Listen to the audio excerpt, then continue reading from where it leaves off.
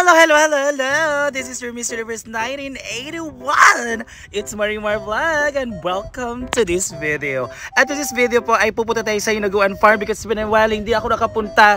Last Saturday na pa ako nakapunta dahil pumunta kami ng Kaamulan. At nakita nyo naman sa vlog ko, I'm with Argel and the rest of the SC nandito na iwan sa Hinaguan Farm dito sa Mindanao. So I'm very pretty guys, I'm with Bating Ting. Ay! Ang ganda ko talaga sa shades. Tignan yung shades ko. Courtesy of OD, but thank you so much for this shades. I feel beautiful. Ay, gano'n ako. And nagbitbit kami ng ating uulamin kasi si Bating Ting, maraming tamban sa kanila. I don't know what's Tagalog yung tamban. Basta tamban sa kanila, yung nasa sardines bitaw. So maraming tambal kaya nag-ano siya, Spanish, sardines. Kaya bitbit kami para ulamin namin dito sa farm kasi pananghalian to. Yan. At nagbitbit din kami ng mangga galing kina Bating Ting. At pag dating namin sa farm ay may naliligo, isang pamilya po sila. And they are coming from Taguluan, Misamis Oriental. Maraming salamat po mga madam. And sinalubong kami ni Chuchay na na-miss kami. And na-miss namin si Chuchay at ang kanyang anak na si Princess. Ayan na.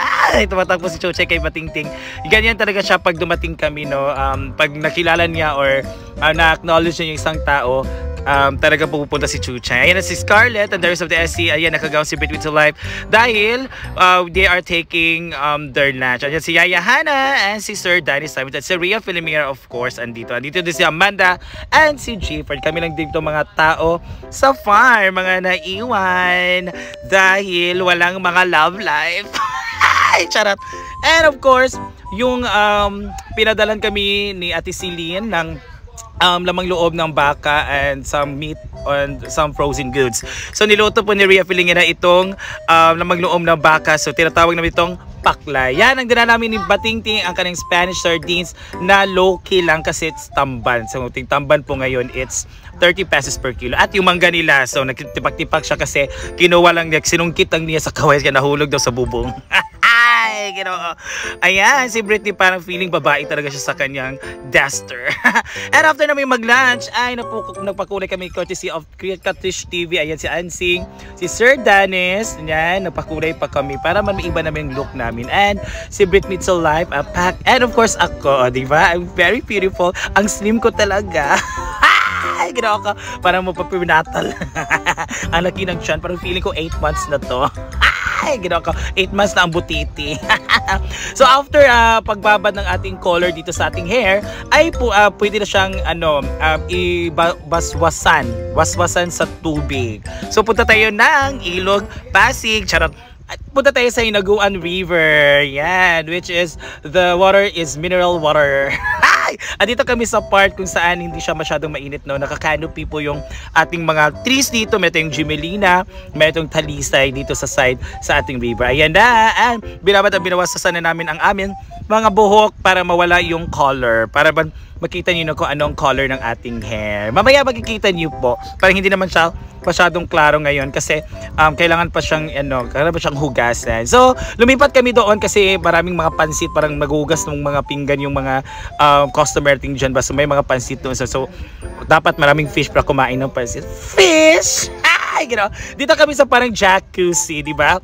Tingnan dito, pwede kayong mga barkada, mga pamilya, magkakapitbahay, relatives. Ayun yung nasa taas namin, pwede dito mag-shota din, mag-jowa po yung nasa taas. Sana hindi sila klaro at hindi ko alam din na nakuha sila sa ating camera. Yan, this is Mala Jacuzzi guys, na part ng episode. So pwede kayong mag-coffee dito at pwede kayong mag-inom-inom. Depende po kung anong trip ninyo. And after po pagligo ay may mga bagong dumating na bisita galing po sa Natumulan, Barangay Natumulan, Municipality of Taguluan, Province of Misamis Oriental. Ayan, may isang family po sila.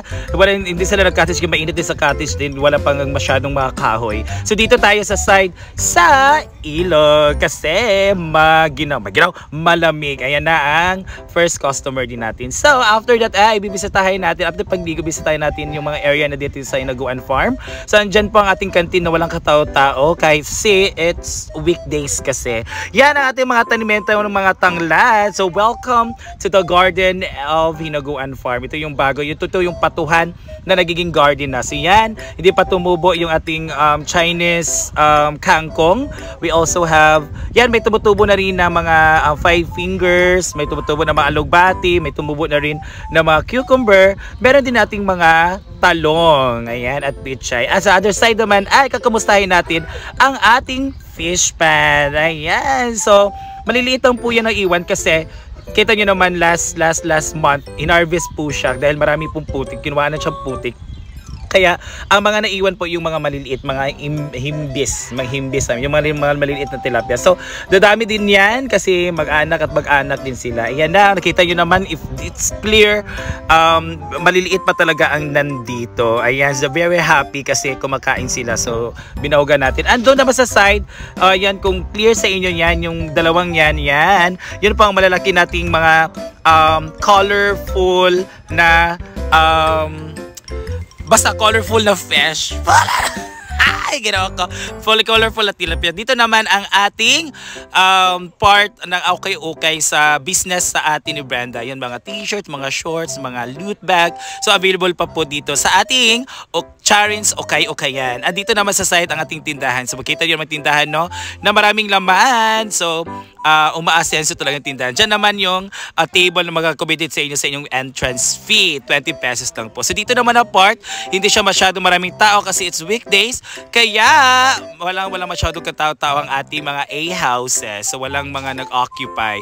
So pwede pa rin kayo ito pupunta dito, guys. It's 20 pesos lang po ang ating entrance fee. And of course, pwede po dito mag-overnight 500 pesos and 20 pesos pag weekdays. And dito naman sa ating dito sa ating part, sa ating kitchen ay nagluto po si Rhea Filingera ng kanyang binalag na para siyang chicharong bulaklak. So yun, itong ginagawa mga bakla, tutulog na tayo kasi it's siesta time, it's udtuba, it's after lunch time. So you know, siesta time, papahinga time, rest time. Yan, so habang sila ay habang si Rhea nag-vlog at nag-rest ang iba, ay lulutuan natin sila ng ating snacks. Ito po ang ating tatawag na chicharong bulaklak, and courtesy of Ate Celine Jans. Thank you so much, Ate Celine, for giving this opportunity to cook. Thank you so much, Ate Celine and Jans, for giving us this para sa snack namin. So kasi hindi na siya inulam kasi nakakasawa na rin kasi marami to. Kaya yung iba inulam namin, yung iba in-snack lang namin. So this is the chicharong bulaklak. So this is twice, 20 pagprito. So naprito na po siya ni Rhea. Actually ang process pa nito na sa vlog niya. Pero ang una po, ayun na, galusog-lugso na ang mga mantika. First talaga is kailangan siyang ipa-boil, no? Timplahan at ipa-boil para mas soften siya ba, mas soft. And after that, pagbaboil ay kailangan siya ipa-dry. After pag-dry ay kailangan natin siyang i-first fry. So first, tapos na po siyang pag-first fry ni Rhea na abangan po sa kanyang vlog kung paano na siya tinimplahan at niluto. So ako lang po ang nag-second fry, no, the last process sa process. Ay, gano'n. And after a while, ay balik ta rin natin yan para hindi siya masyado masunog. And of course, ipa-fry natin siya sa mahinang apoy. Oo. And I love this. I remember this pag sa mga street food, talagang one of this chicharong bulaklak na paborito talaga. Pero mahal lang talaga, no? Kasi I think it's 350 pesos or 250 pesos or 200 pesos yung per serving nito. So, kaya rare kami kumakain nito. And bawal ito sa mga high blood and sa mga matataas na uric acid. Ginoo. Yan. So after the first batch, no, this is the second na pag-fry sa ating first batch ng ating chicharong bulaklak. Kaya atin na ito ipatadry sa ating strainer. Ayan. So strain na. And of course, ang ating second batch ay ilalagay na natin. Ayun. So, konting ingat ng puno kasi mainit ang mantika. So bawal po tayong mapaso. So kasi kung mapaso tayo, it takes time to heal. Oh, diba? Ayan na. And of course, malapit na siya. So, babalik-balik na rin na natin sa malapit ng maluto ang ating chicharong bulaklak. So, shout out sa lahat ng mga nag-share, nagko-comment, at nagla-like sa ating videos. Maraming salamat po. Especially po sa ating YouTube account. Thank you so much po. So, sabi ng isang vlogger, no, konti man lang tayo, pero darating at panahon na dadami tayo. So, let's take that. Ay, let's grab that. Let's claim that.